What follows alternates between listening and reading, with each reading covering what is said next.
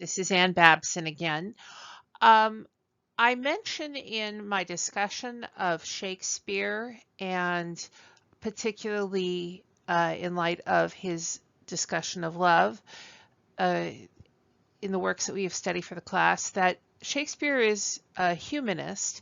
And I wanted to give you a brief history of humanism because at the beginning of this class, you watched a video about thinking like a medieval person. And the Renaissance has begun by the time that Shakespeare begins to write, and consequently, we see that he has a different way of seeing the world than anybody we have read in the medieval era. And so early modern thinking differs significantly from medieval thinking, and Shakespeare is an early modern thinker. He is a humanist. I'm going to talk to you about both of these things, not quite interchangeably, but certainly in concert. A refresher. Here is a beautiful illuminated manuscript depicting the Annunciation, which involves nothing but supernatural events. The Holy Spirit is landing in the form of a dove on the Virgin Mary, and an angel is telling her she is going to be impregnated by the Holy Spirit with the Christ child. I am a person of faith, and I am willing to take the leap of faith to believe this happened in the case of the person of Jesus. But I will tell you, I have never had an angel tell me anything similar. And I would be very surprised if you told me that an angel had told you that you were going to be impregnated by the Holy Spirit and bear the Messiah. Medieval thinking on subjects related to virginity and other topics were different than the way that people frame topics in later times. Medieval thinking contrasted from modern thinking in that it was fraught with superstition. People did not only believe in matters of faith, they believed in werewolves, they believed in ghosts that dictated matters. I told you the story of Saint Benedict and the devil sitting on the stone. The involvement of the supernatural and of curses and other forms of thinking that were related to magic and demonology were rife in Europe in the Middle Ages. There was a total lack of empiricism in medieval thinking, except in as much as they inherited any medical knowledge at all from the Muslim world, which had retained a canon of information from ancient times from the Romans. Consequently, people believed that if you had a cold, you may have had an evil spirit on you, which is why, by the way, we say bless you when someone sneezes. The spirit was being forced out of the body by the evil illness, the cold, and so if you said God bless you, your body and soul would stay together, and the devil couldn't take you away. There was very largely a lack of literacy. Notice how beautifully illuminated this codex is. It is a magnificent book. It would have been a very expensive one to own. I don't know how many people you personally know who own Tesla sports cars. Probably fewer still owned books in the era of the Middle Ages. A belief that the divine intervened into daily life and superseded all rational decision making. Think about the trial by ordeal I mentioned. The idea that God would intervene in everything meant that you really shouldn't think too much for yourself. You should just wait for God to act. And I don't say that there aren't times where we need to be patient. and meditative. But I am saying that we probably would not think it a fair justice system if we had people fight to the death to find out if somebody had shoplifted or not. Um, the divine should intervene and not make us look at empirical evidence of any kind in medieval thinking. And there was, quite frankly, an absolute terror of the unknown. We haven't conquered terror of the unknown. We certainly have people who are afraid of things, but we tend to look for scientific knowledge related reasons why something is happening without worrying so much about whether the devil's hand is about to reach for our throat, except when we're maybe reading a Stephen King novel. Um, the modern era begins according to lots of people at slightly different times. Some called the advent of the printing press, the very very beginning of the modern era.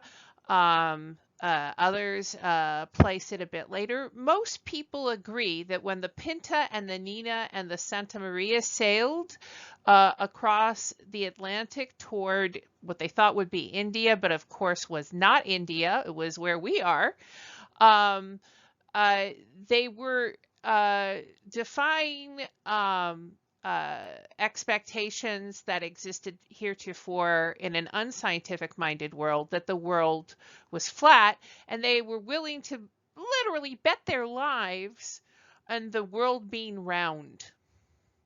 And that this was clearly a hallmark event in Europeans entering an early modern era. So while you can look for other markers slightly to the to years preceding and years after for modernity beginning, most people agree that 1492, by the time that Columbus set sail, it is a good marker for where modernism is at its infancy. It is just beginning. And so the works of Shakespeare are considered early modern works. The court of Elizabeth I is an early modern court. And just to show you, I mentioned Mappa Mundi in an earlier video. Here to the left is a difference so illustrative of how the world appeared to the medieval mindset.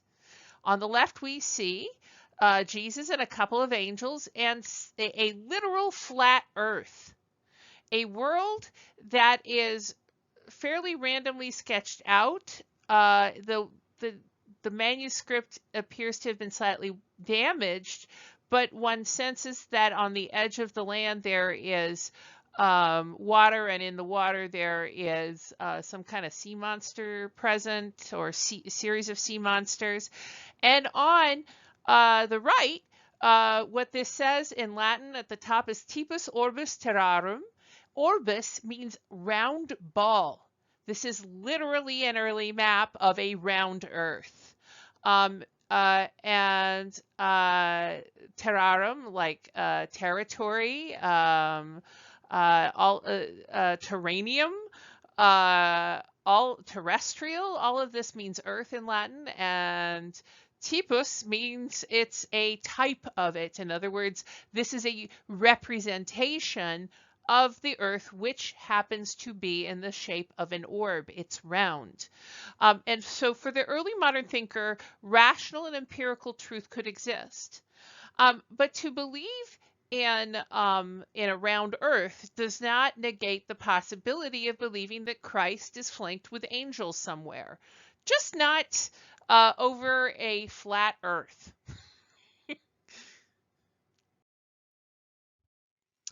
In Elizabethan England, the pursuit of scientific knowledge was considered a sign of courtly sophistication. In any court, people want to impress the monarch, and different monarchs like different things. Elizabeth was very much a thinking woman, and she liked new information in this modern era. And the man to the right of this image is Sir Francis Bacon, who was a philosopher and a courtier par excellence in her in her court, and he is one of the founders in the world, or rather, I should say the founders in Europe. Let me be very clear, the founders in Europe of scientific methodology. In other words, how would you determine if a devil was sitting on the rock, or or you just needed a fulcrum and lever? You might try some form of experiment with praying and without praying to see if you could lift the rock with or without the fulcrum and lever. Maybe you could decide, as we do if you have taken any kind of experimental science class, to have fixed conditions, and see if results differ widely between people who do a thing, and to find a causality for the differences. He's one of the first people to attempt this in the Renaissance, and to concretely define a kind of scientific methodology. And Elizabeth loved this stuff. She thought this was going to benefit her country. And indeed, I believe we would agree that it is important for any country to have a good scientific community. Uh, and to be clear, in the era of the early modern thinkers, also the humanists, which are part of that movement, and I'm going to define it more broadly in a couple of minutes what humanism really is, people believed in God in the court of Elizabeth. It wasn't that they threw out their belief in God when they discovered that you could prove something with a scientific experiment. But I cannot overemphasize how much tension there was in the Tudor court. Elizabeth was from the Tudor family, and she had a cousin, Mary Stuart, who is to the right of the picture. That's Mary, Queen of Scots. And Queen Elizabeth was not going to have kids, and everybody knew it at a certain point. Mary had a son, and she was Catholic, and Elizabeth was part of a Protestant movement. Her mother was was a definite Protestant. King Henry VIII had divorced the Catholic Spanish princess under very spurious grounds, and had married a woman named Anne Boleyn, who gave birth to Elizabeth, but no son who could inherit the throne, according to the rules that they had at the time. Boys go first and secure the throne. Normally, princesses are married off and go live in other countries. Elizabeth was championed, however, by the Protestants, who had abandoned the Catholic Church for Protestant belief under the direct orders of King Henry VIII. But when Henry VIII dies and he doesn't have a male heir, a different Mary, not Mary, Queen of Scots, Mary, who is often referred to in England as Bloody Mary, inspiring the name of the cocktail, is a Catholic princess, daughter of the Spanish queen. And she takes over the throne. She is, in fact, the next in line. And the first thing she does, she is furious that her mother got divorced against her will under such false pretenses by her dad. And she goes about killing as many Protestants as she can. Hence, bloody for Bloody Mary. The Protestants hide. Elizabeth herself hides that she is a Protestant, but she is championed by the Protestants. And when Mary dies of natural causes, her sister Mary, not Mary, Queen of Scots, Elizabeth takes over and brings into the court Protestantism. So if you want to be a good courtier, now after having, first you were supposed to be a Protestant under Henry VIII, or rather, very first he was a Catholic, so you wouldn't be a Protestant. Then he decides to be Protestant, everyone converts. Then his daughter comes to power, everyone converts back. Then Elizabeth comes into power, and everyone converts once more to Protestantism. And something that one historian discovered, which is fascinating, is that there was an extraordinary number of courtiers in the Elizabethan era who kept journals. And in their journals, they repeated strange dreams. And the strange dream was the same, that they suddenly woke up and they were Jewish, and they were afraid for their lives because in Elizabeth's England, Jews were still an outlaw religion, and they had effectively been sent out of the country in 1250 AD by one of her ancestors. Um, and so everybody was afraid, the scholar surmised, of waking up with the wrong religion. That everyone agreed that being Jewish was not okay. Nobody was allowed to be an infidel Muslim. That's a whole other subject, according to the thinking of the time. And Catholics and Protestants were literally willing to kill each other. Elizabeth decides ultimately that ostensibly she is going to have a law that says that if there is ostensible freedom of religion, she says famously, "I shall make no window into men's hearts, I should say." That's cool. Everybody gets to do their own thing, except of course when there's a problem, people still very much suspected the Catholics. Shakespeare's own grandfather was killed as a traitor, meaning that they drew and quartered him, they burned him, they hanged him, they did all these things to him. They gave him a horrible, bloody, and miserable death.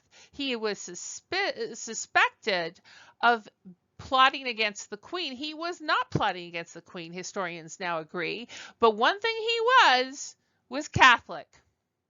Shakespeare has officially converted, but is employed by a Catholic family in the North. We found out very recently he seems to have been a closet Catholic in a world that was unwelcoming to Catholics. There is, with Mary Stuart, Mary Queen of Scots, a hope again among some Catholics that they could have a queen who would root for them. Elizabeth ends up, when she discovers a totally legitimate plot against her life, that's at least sanctioned, if not begun, by Mary Queen of Scots. She kills Mary Queen of Scots. She cuts her head off, which is a big deal. Because you're not supposed to kill anyone divinely appointed by God to be a ruler, and Mary Queen of Scots was in fact the divinely anointed queen of the Scottish people. She also feared the Spanish Inquisition. The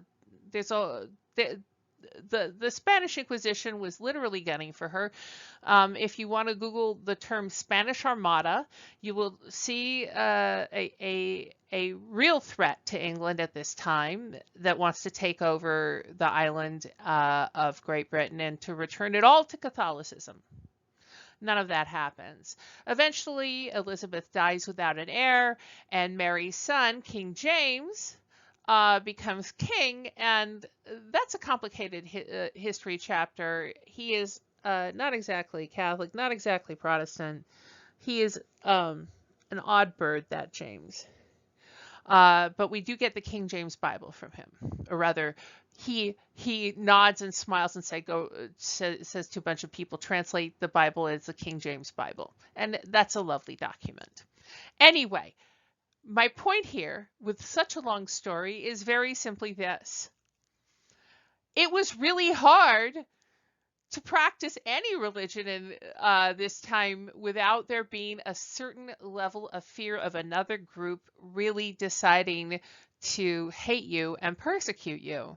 It was complicated to believe in God, not because God was complicated, but because humans were complicated.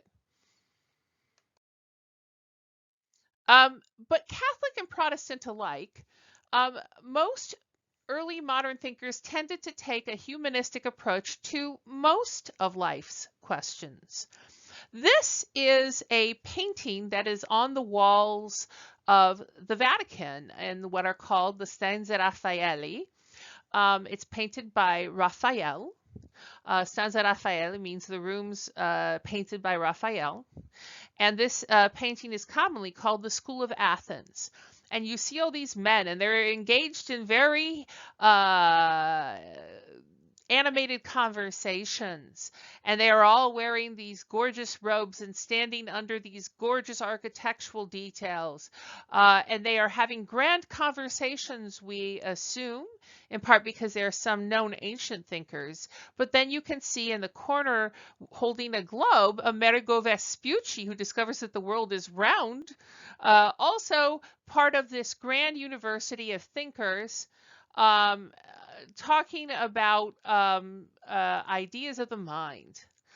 The School of Athens celebrates the thinking of the human being, the triumph of human thought and human experience over a variety of forces. And we literally see a Renaissance painting that shows us perspective. Perspective in paintings was a Renaissance invention. Paintings in European works prior to that were flat. Here, we feel like there is depth. We can see to the back of a building with their arches, and we see sky on the other end of this hall. That is a form of literal perspective, but it is also the kind of perspective that great thinking gives us. This indeed is part of the Renaissance, and it is, as you can see, a celebration of idealized ancient world and contemporary world figures who think deeply about matters of interest to peoples, who have explored the world, discovered new things, invented, and thought. And humanistic thinking dominated both secular discussions and religious uh, uh, subjects. And I think that rather than simply give you the definition of humanism, on this slide, what I'm going to tell you is generally what humanism includes in it.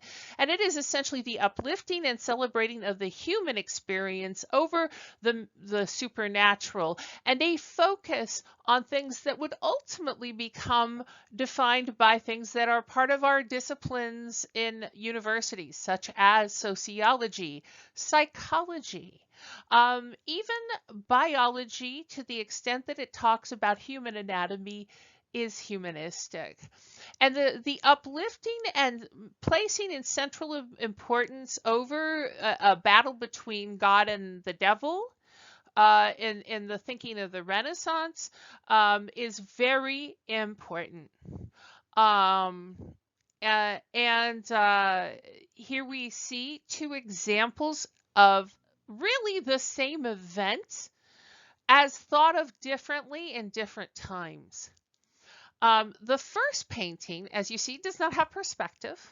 On the left, we see a medieval depiction of Good Friday. Jesus is dying on the cross. We see angels and possibly demons floating around in a gold sky. We do see sad people underneath.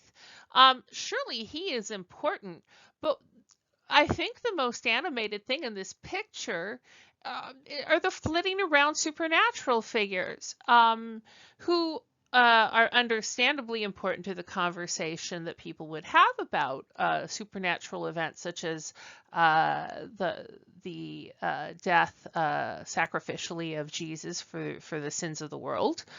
Um, and we see people who are crying and feeling sad about the death of Jesus, but they are not central the way that they are on the right. The painting that you see to your right was painted. Let me just say, both paintings are commissioned by the Catholic Church. So we are not even talking about a Protestant perspective versus a Catholic perspective. We are talking about a medieval perspective being different from an early modern depiction. This painting on the right is painted in Italy during, I believe, the late 1600s, mid to late 1600s, a few years after Shakespeare's death. And it's, of course, the crucified Christ who has now died that we see. And we see people who are desperately uh, worried about him helping take him off the cross, and they haven't yet prepared him for burial. And what we see predominantly is the human body of Christ in its both in its strength and its fragility. And we see the emotional states of the people around dead Jesus. And one event talks about supernatural forces um, intervening in the world while humans admittedly suffer. And the other one is about the psychological state, although psychology doesn't receive a name in its exact embodiment until the 1800s. We see instead a way to look at the world, which is entirely different. We see a world that is focused on the experience of people, the emotions of people, the physical state of being of people, the lives of people. Humanism is the elevation and often the idealization and certainly the celebration of the human experience over other issues. You may have heard some people rail against secular humanism, which is atheistic and believes that the only thing that acts in the world is humanity. Humanism, though, is not necessarily secular, as you see here. Humanism is a significant part of modern thinking, whether one believes in God or not. But the emphasis is different. I have said sometimes in lectures in classrooms, which this obviously is not, our fate lies not in our stars, Horatio, but in ourselves. Lines written by William Shakespeare in the play Hamlet, where Hamlet's best friend thinks he saw a ghost. And his friend is saying, oh my goodness, this must be a bad omen. Things are really bad. And Hamlet says to his friend Horatio, our fate lies not in our stars, but in ourselves. That could be practically the slogan for the Renaissance. It's not that there isn't fate, and it's not that there isn't some kind of element of supernatural that could be part of how we understand our lives, but ultimately our fate lies in ourselves for the Renaissance and humanistic thinker. Our fate is determined largely by our own actions. You surely, by enrolling in college, think this about yourself. The fact that you are taking classes toward a degree makes it clear to me that you think that what you do matters in terms of what happens to you to a large extent. You don't have control over everything. None of us do. But this is something that you have inherited as a way of seeing the world that is not a medieval way of seeing the world. So congratulations to you for recognizing that your fate lies not in your stars, but in yourselves. Shakespeare, I've given you my choice for what would be the slogan for the early modern era. He was arguably the greatest humanist of his era. And indeed, I believe he saw people more clearly than almost any writer ever. He is really impressive that way. His language is really pretty. That's part of why we preserve his words. But the prettiness of the language by itself is not the best part of a Shakespeare play or a Shakespeare sonnet. No, he gets us. He gets us forever, even though we lived hundreds of years after he died. He still understood something about us that we can see in his play. His entire body of work wrestles with the meaning of human life. This is from the film Hamlet, starring Laurence Olivier. It is a really pretty darn young man.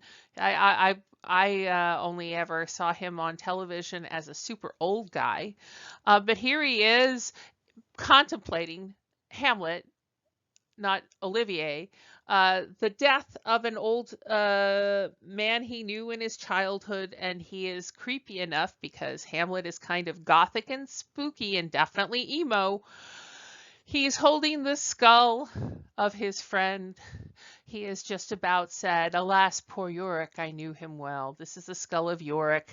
And here is Hamlet getting all emo about his friend's death, and the fact that he wrestles with questions of life and death in this way, and even thinks about suicide, to be or not to be. That is a question. That is what makes Hamlet the play that it is. It's not a Schwarzenegger film, because in a Schwarzenegger film, if Arnold Schwarzenegger plays Hamlet, his friend Horatio comes up to him and says, "Hey, Hamlet, your uncle killed your father, and the ghost I just saw is going to tell you that." He hears the ghost out, and then he says, "I'll be back." And he goes and he kills his uncle, and that's like a 10-minute play. No, Shakespeare is talking about how we feel, how we really, really, really, really, really feel about everything, our lives, our death, our love, our lack of love, our sense of power, our ambitions, our sins, our good deeds, all of it. Um, he is desperately searching in his work for different definitions of the meaning of human life on this. And even his villains defy stereotype.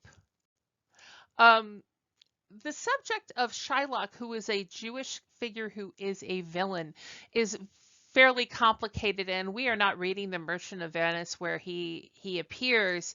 And I want to say, before I say everything else, that the Nazis in Germany liked this play because they felt it was a negative depiction of Jews from an older time, and they often put it on and made Shylock into a cartoon villain, basically. But Shakespeare didn't write a cartoon villain.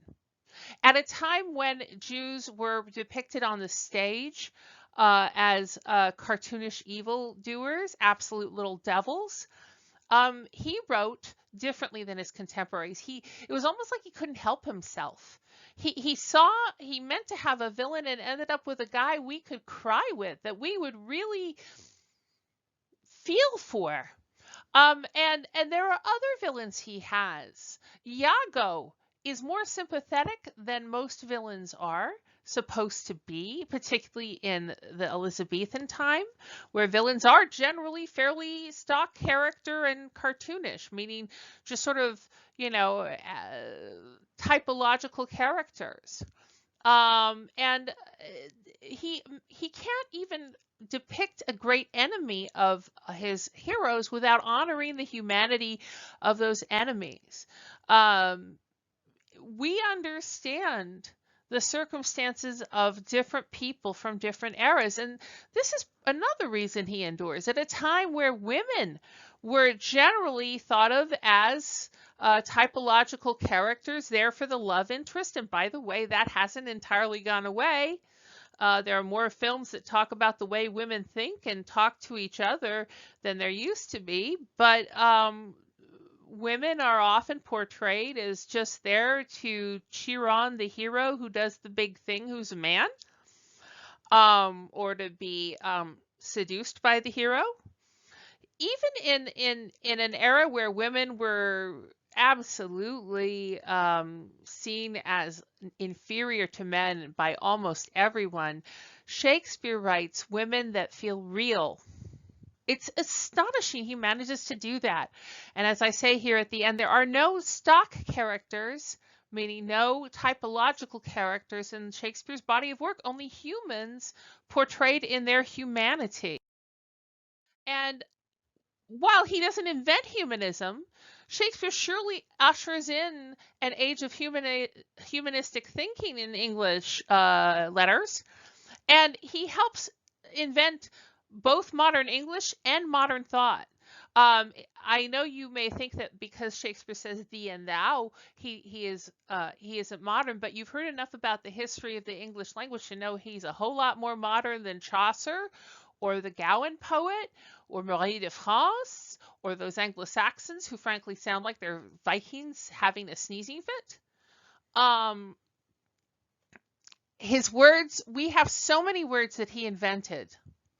And then on top of it, he helps us to understand uh, people in multiple dimensions, not only as stand-in paper dolls to be moved around to make a larger point. He creates for us fully fleshed out psychological characters, which is something that Chaucer uh, mostly did. But Shakespeare could be said to have taken it to an entirely higher level, even in a comedy like the one you are reading. Um, I wanted to give you this picture of humanism and Shakespeare's relationship to it. I hope this was useful to you.